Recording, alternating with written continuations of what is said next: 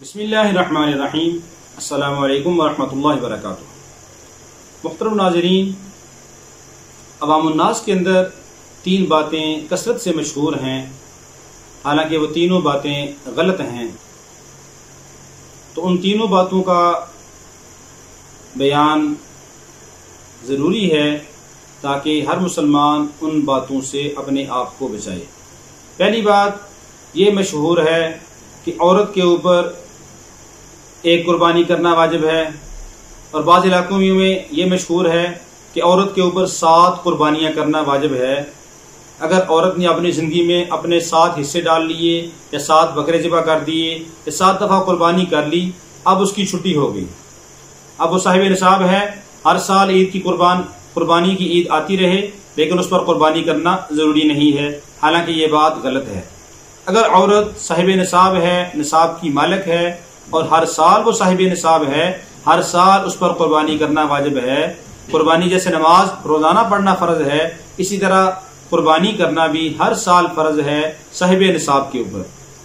7 कुर्बानियां कर लेने से जान नहीं छूट जाती।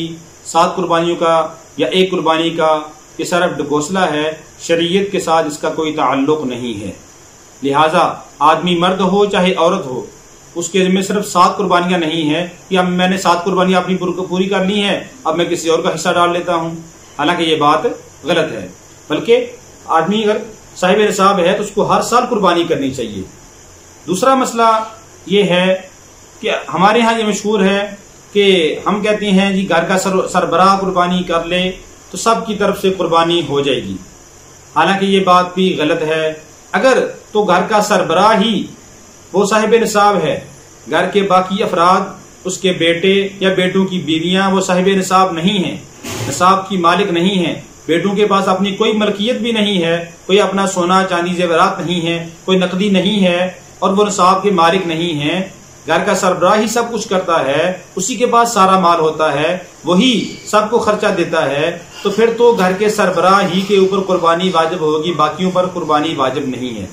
लेकिन अगर घर का सरबराह भी साहिब निसाब है और उसके 2, 4, 5 बेटे वो भी साहिब निसाब हैं, कमाने वाले हैं, साहिब निसाब हैं, उनकी बहू हैं उस आदमी की, और तो वो भी साहिब निसाब हैं, उनके पास जेवरात मौजूद हैं कि जिनकी मालियत 52.5 तोला चांदी की कीमत के बराबर बन जाती है, या उनके पास नकदी वगैरह मौजूद है, तो या उनके पास अपनी जरूरत से जायद इतना सामान है कि जिनकी कीमत 52.5 तोला चांदी के बराबर बन जाती है, तो वो औरतें भी साहिब निसाब शुमार होंगी, उन पर भी कुर्बानी करना वाजिब है। लिहाजा सिर्फ घर के सरबराह पर कुर्बानी नहीं होगी, बल्कि घर के जितने अफराद साहिब निसाब हैं, हर एक के जिम्मे अपनी अपनी कुर्बानी वाजिब है। और तीसरा मसला ये मशहूर है कि कहा जाता है कि जी औरत तो कमाती नहीं है, कमाने वाला खामद है, लिहाजा खामद के ऊपर कुर्बानी होनी चाहिए, औरत के ऊपर कुर्बानी नहीं होनी चाहिए, क्योंकि उसके पास अपना माल कोई नहीं है। लेकिन अगर औरत के पास 7.5 तोला सोना या 52.5 तोला चांदी या 52.5 तोला चांदी नहीं है लेकिन सोना कम है, और अपनी जरूरत से जायद इतना सामान है कि जो पूरा साल इस्तेमाल नहीं होता, नकदी पैसे वगैरह मौजूद हैं, इन सब को मिलाकर अगर 52.5 तोला चांदी के बराबर उनकी कीमत बन जाती है, उस औरत पर भी कुर्बानी करना वाजिब है। अगर वो कुर्बानी नहीं करेगी तो इंदल्लाह वो गुनाहगार होगी। और अगर ये कहा जाए कि जी उसके पास तो पैसे कोई नहीं है, तो वो अपने खामन से पैसे ले, जैसे अपनी बाकी जरूरियात के लिए वो खामद से पैसे ले लेती है, तो कुर्बानी करने के लिए भी खामद से पैसे ले। या खामद अगर अपनी बीवी की तरफ से कुर्बानी कर दे तो कुर्बानी हो जाएगी। अगर ना खामद पैसे देता है और ना इसके पास पैसे मौजूद हैं, तो शरीयत का हुक्म तो पूरा करना है, लिहाजा वो अपने जेवरात या अपना सामान वगैरह कोई बेचे और अपनी कुर्बानी को अदा करे। कुर्बानी अदा करना ये जरूरी है।